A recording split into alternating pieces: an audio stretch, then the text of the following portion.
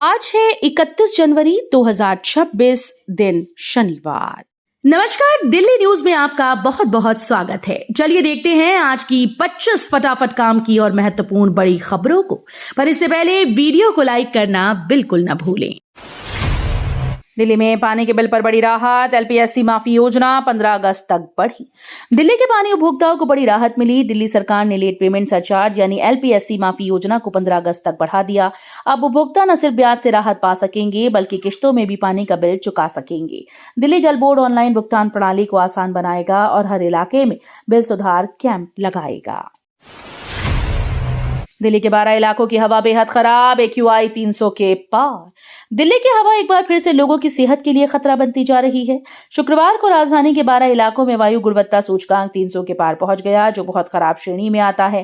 केंद्रीय प्रदूषण नियंत्रण बोर्ड के मुताबिक दिल्ली का औसत एक्यूआई 253 दर्ज किया गया, जो एक दिन पहले से 27 अंक ज्यादा है। वजीरपुर, नेहरू नगर, जहांगीरपुरी, आनंद विहार जैसे इलाकों में प्रदूषण सबसे ज्यादा रहा। मौसम और प्रदूषण स्रोतों पर नियंत्रण की कमी के चलते फिलहाल राहत के आसार कम नजर आ रहे हैं।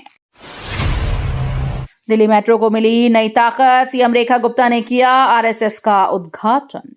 दिल्ली मेट्रो सेवाओं को और अधिक भरोसेमंद बनाने की दिशा में एक बड़ा कदम उठाया गया। मुख्यमंत्री रेखा गुप्ता ने सेंट्रल विस्टा के पास पार्क स्ट्रीट में बने नए इलेक्ट्रिक रिसीविंग सब स्टेशन का उद्घाटन किया।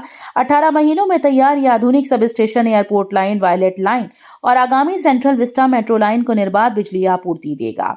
मुख्यमंत्री ने कहा कि दिल्ली मेट्रो राजधानी की लाइफलाइन है और सरकार इसके सुरक्षित, आधुनिक और सतत विस्तार के लिए पूरी तरह से प्रतिबद्ध है। ट्रांस यमुना के विकास को 728 करोड़, सीएम रेखा गुप्ता का बड़ा ऐलान। दिल्ली के ट्रांस यमुना क्षेत्र के विकास को लेकर सरकार ने बड़ा कदम उठाया। मुख्यमंत्री रेखा गुप्ता की अध्यक्षता में हुई ट्रांस यमुना विकास बोर्ड की बैठक में 728 करोड़ रुपए की परियोजनाओं को मंजूरी दी गई। इसमें सड़कों का पुनर्विकास, ड्रेनेज सुधार, जल भराव की रोकथाम और सौंदर्यीकरण के कार्य शामिल हैं। मुख्यमंत्री ने साफ कहा कि क्षेत्र के विकास में बजट की कोई कमी नहीं आने दी जाएगी। साथ ही अधिकारियों को क्षतिग्रस्त सड़कों और जल निकासी की समस्याओं के त्वरित समाधान के निर्देश दिए गए। 36 करोड़ की लागत से सुधरेगी मध्य दिल्ली की यातायात व्यवस्था। दिल्ली के मध्य जिले में रहने और सफर करने वालों के लिए राहत की खबर है। लोक निर्माण विभाग 25 प्रमुख सड़कों का पुनर्निर्माण करने जा रहा है। करीब 36 करोड़ रुपए की लागत से होने वाले इस काम से सड़कें गड्ढा मुक्त होंगी, यातायात व्यवस्था बेहतर होगी। पीडब्ल्यूडी के अनुसार मार्च महीने में निर्माण कार्य शुरू किया जाएगा। इसके तहत पुरानी परत हटाकर सड़कों को नए सिरे से बनाया जाएगा। स्कूल क्लस्टर के आसपास सुरक्षित सड़कें, पीडब्ल्यूडी की नई पहल। नजफगढ़ जिले में स्कूली बच्चों की सुरक्षा को लेकर बड़ा कदम उठाया गया। लोक निर्माण विभाग स्कूल के आसपास सेफ स्कूल जोन विकसित करने की योजना बना रहा है। इसके तहत स्कूल क्लस्टर के दोनों ओर 500 मीटर तक सड़क को सुरक्षित बनाया जाएगा। इस क्षेत्र में स्पीड ब्रेकर, जेब्रा क्रॉसिंग, चेतावनी बोर्ड और कम गति सीमा जैसे उपाय लागू किए जा सकते हैं। साथ ही स्कूल के समय यातायात पुलिस की तैनाती होगी। होली पर सफर महंगा, ट्रेन में नो सीट और उड़ानों का बढ़ा किराया। होली के मौके पर दिल्ली से यूपी, बिहार, झारखंड जाने वालों की मुश्किलें बढ़ गई हैं। 1 से 3 मार्च के बीच चलने वाली ज्यादातर ट्रेन में सभी सीटें फुल हो चुकी हैं और कई गाड़ियों में प्रतीक्षा सूची भी बंद हो गई है। वहीं एयरलाइंस ने किरायों में 30 से 40% तक बढ़ोतरी कर दी है। दिल्ली से पटना, वाराणसी और रांची जैसे रूट्स पर हवाई किराए लगातार बढ़ रहे हैं। रेलवे ने भीड़ को देखते हुए होली पर विशेष ट्रेन चलाने के संकेत दिए हैं। पार्कों और झीलों के लिए सुरक्षित पानी, डीडीए लगाएगा ऑटोमेशन सिस्टम। दिल्ली में ट्रीटेड पानी की बर्बादी रोकने के लिए डीडीए ने बड़ा कदम उठाया है। अब राजधानी के 100 पार्कों में लगे सीवेज ट्रीटमेंट प्लांट से निकलने वाले पानी की रियल टाइम मॉनिटरिंग की जाएगी। इसके लिए ऑटोमेशन आधारित सिस्टम लगाए जाएंगे जो पानी की गुणवत्ता और मात्रा पर लगातार नजर रखेंगे। इससे यह सुनिश्चित होगा कि ट्रीटेड पानी का सही उपयोग सिंचाई और झीलों के लिए हो। डीडीए का मानना है कि इससे जल संरक्षण और ग्रीन स्पेस प्रबंधन अधिक प्रभावी बनेगा। दिल्ली महिला आयोग में कामकाज ठप, हाईकोर्ट में जनहित याचिका दायर। दिल्ली महिला आयोग लंबे समय से कामकाज ठप होने के आरोप में सुर्खियों में है। सांसद सुधाकर सिंह ने दिल्ली हाईकोर्ट में जनहित याचिका दायर कर आयोग की स्थिति पर सवाल उठाए। याचिका में कहा गया कि जनवरी 2024 से चेयरपर्सन का पद खाली है और आयोग में पर्याप्त स्टाफ न होने के चलते महिलाओं की शिकायतों का निपटारा नहीं हो पा रहा। कोर्ट से मांग की गई कि आयोग में तुरंत चेयरपर्सन और स्टाफ की नियुक्ति की जाए और इसे कार्यशील बनाया जाए। दिल्ली में पानी बिल माफी की डेडलाइन बढ़ी, अब 15 अगस्त 2026 तक मौका। दिल्ली सरकार ने पानी के बिल से जूझ रहे उपभोक्ताओं को बड़ी राहत दी। जल मंत्री प्रवेश वर्मा ने ऐलान किया कि पानी के बिल और लेट पेमेंट सरचार्ज माफी योजना की समय सीमा बढ़ाकर 15 अगस्त 2026 कर दी गई। उन्होंने बताया कि 14 लाख से अधिक कनेक्शन पर 1111 करोड़ रुपए बकाया थे, जिसमें से अब तक 300 करोड़ रुपए से ज्यादा वसूल किए जा चुके हैं। सोना चांदी के दामों में भारी उतार चढ़ाव, सर्राफा बाजार में असमंजस। सोने और चांदी की कीमतों में बीते एक हफ्ते के दौरान जबरदस्त उतार चढ़ाव ने सर्राफा बाजार को असमंजस में डाल दिया। दिल्ली के कूचा महाजनी थोक बाजार में कारोबार करीब 60 से 70% तक घट गया। लगातार बदलते दामों के चलते निवेशक भौतिक सोना चांदी खरीदने से बच रहे हैं और वायदा कारोबार की ओर रुख कर रहे हैं। भौतिक सोना चांदी खरीदने से शादियों के सीजन में ग्राहकों की कमी है, जिससे कारोबारियों की चिंता बढ़ गई। दिल्ली में भारत अरब विदेश मंत्रियों की दूसरी बैठक, भव्य स्वागत। राष्ट्रीय राजधानी दिल्ली में दूसरी भारत अरब विदेश मंत्रियों की बैठक का आयोजन कर रहा है। इस अहम बैठक में शामिल होने के लिए कतर, लीबिया, सोमालिया, फिलिस्तीन, सूडान सहित कई अरब देशों के विदेश मंत्री नई दिल्ली पहुंचे, जिनका विदेश मंत्रालय ने गर्मजोशी से स्वागत किया। लीग ऑफ अरब स्टेट्स के महासचिव अहमद अबुल घेत भी बैठक में भाग लेने पहुंचे हैं। भारत और यूएई की संयुक्त मेजबानी में हो रही ये बैठक भारत अरब साझेदारी को और मजबूत करने की दिशा में बड़ा कदम मानी जा रही है। पीएम किसान की 22वीं किश्त जल्द। प्रधानमंत्री किसान सम्मान निधि योजना से जुड़े किसानों के लिए खुशखबरी है। योजना की 22वीं किश्त अगले महीने फरवरी में जारी होने की संभावना है। इस किश्त के तहत पात्र किसानों के बैंक खातों में 2000 रुपए सीधे ट्रांसफर किए जाएंगे। किसानों को सलाह दी गई कि वे समय रहते अपना स्टेटस जरूर जांच लें और अगर केवाईसी बैंक या आधार से जुड़ी कोई समस्या हो तो उसे तुरंत ठीक कराएं।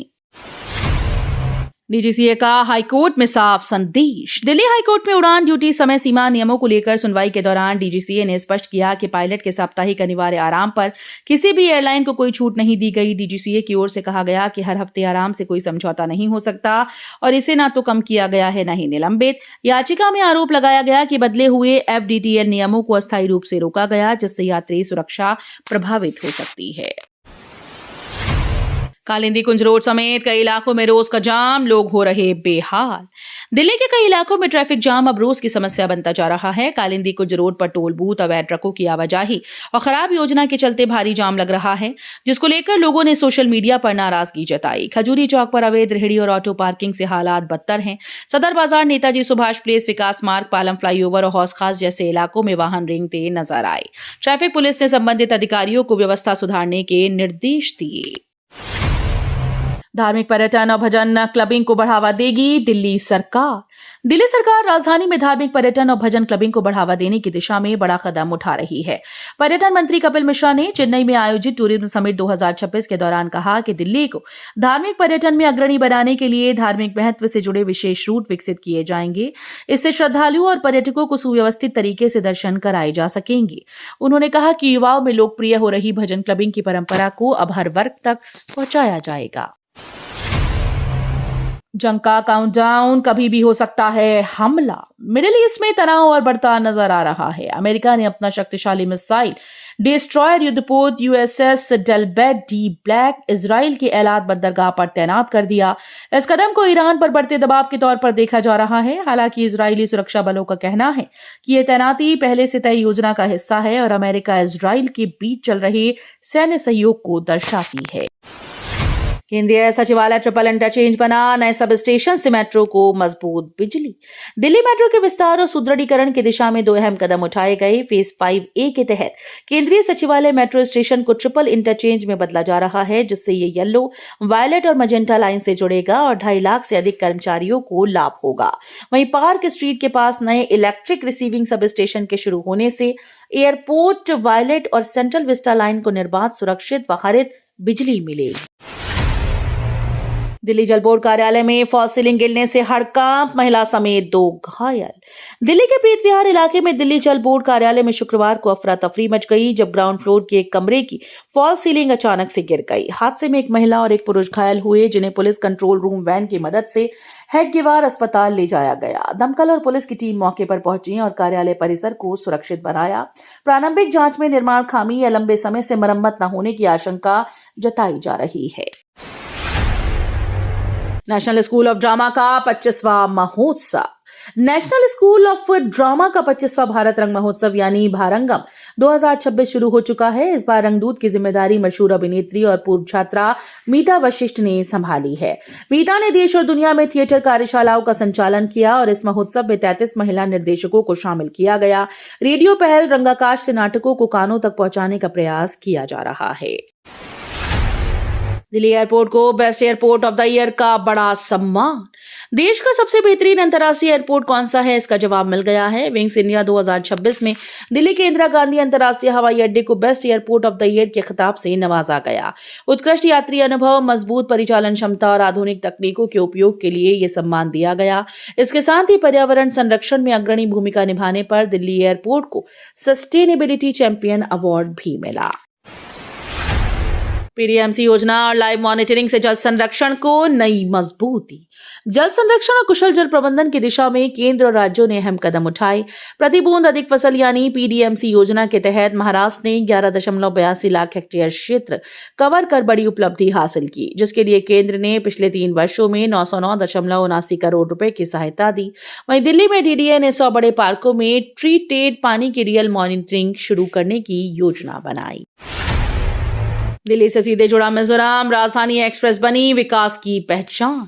पूर्वोत्तर भारत के दुर्गम राज्य मिजोरम को अब दिल्ली से सीधी रेल कनेक्टिविटी मिल चुकी है। बैरागी सोरांग ब्रॉडगेज रेल लाइन पर चल रही सैरांग आनंद विहार राजधानी एक्सप्रेस राष्ट्रीय एकता और समावेशी विकास की मिसाल बन गई। राष्ट्रपति द्रौपदी मुर्मू के संसद में दिए गए बयान के बाद इस परियोजना का राष्ट्रीय महत्व और बढ़ गया है। कठिन पहाड़ी इलाकों और घने जंगलों को पार कर बनी ये रेल लाइन मिजोरम के विकास, पर्यटन और व्यापार को नई गति दे रही है।